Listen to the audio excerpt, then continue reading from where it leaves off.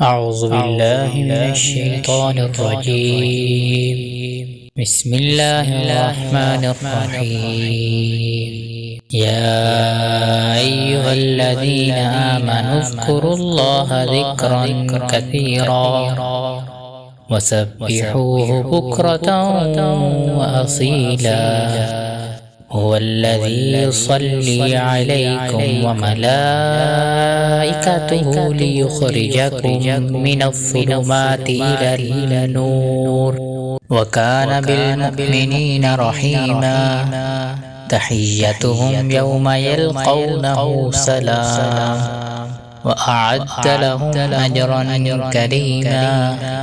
يا أيها النبي إنا أرسلناك شاهدا ومبشرا ونذيرا وداعيا إلى الله بإذنه وسراجا منيرا.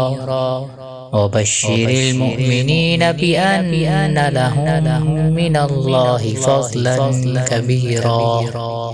ولا تطع الكافرين والمنافقين ودع أذاهم وتوكل على الله وكفى بالله وكيلا. يا أيها الذين آمنوا إذا نكحتم المؤمنات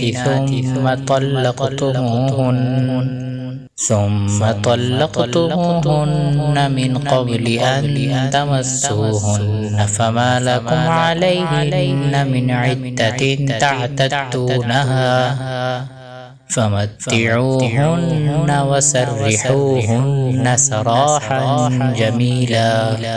يا أيها النبي إنا أحللنا لك أزواجك اللاتي آتيت أجورهن وما ملكت يمينك مما أفاء الله عليك وبنات عمك وبنات عماتك وبنات خالك وبنات خالاتك اللاتي هاجرن معك وامرأة مؤمنة إن وهبت نفسها للنبي إن أراد النبي أن يستنكحها خالصة لك من دون المؤمنين. قد علمنا ما فرضنا عليهم في أزواجهم وما ملكت أيمانهم لكي لا يكون عليك حرج وكان الله غفورا رحيما. ترجي من تشاء منهن وتؤوي إليك من تشاء ومن ابتغيت ممن عزلت فلا جناح عليك.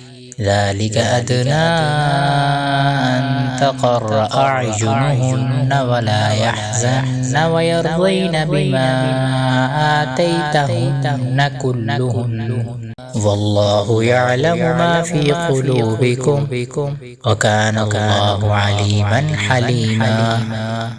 لا يحل لك النساء من بعد ولا أن تبدل بهن من أزواج ولو أعجبك